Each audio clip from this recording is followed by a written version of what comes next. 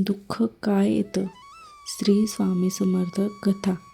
श्री स्वामी समर्थ. आपण नेहमी विचारतो, आपल्या आयुष्यात इतकं दुःख का येतं? आजची कथा या प्रश्नाचं उत्तर देईल. शेवटपर्यंत नक्की ऐका.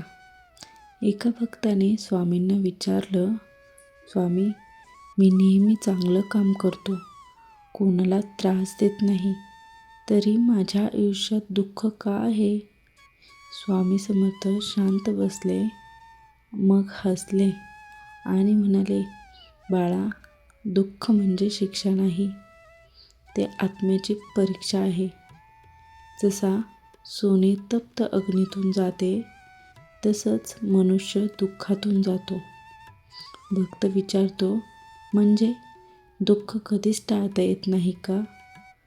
स्वामी समर्थ म्हणाले, दुःख टाळता येत नाही, पण त्यातून शिकता येते.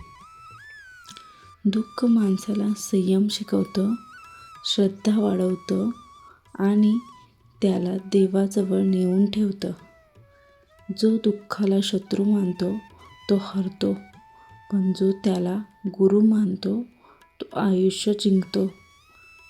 तो भक्त स्वामींचं उत्तर ऐकून समजला, दुःख म्हणजे देवाने दिलेली शिकवण आहे आणि त्याने दुःख स्वीकारलं आणि हळूहळू त्याच्या आयुष्यात सुख व समाधान आलं.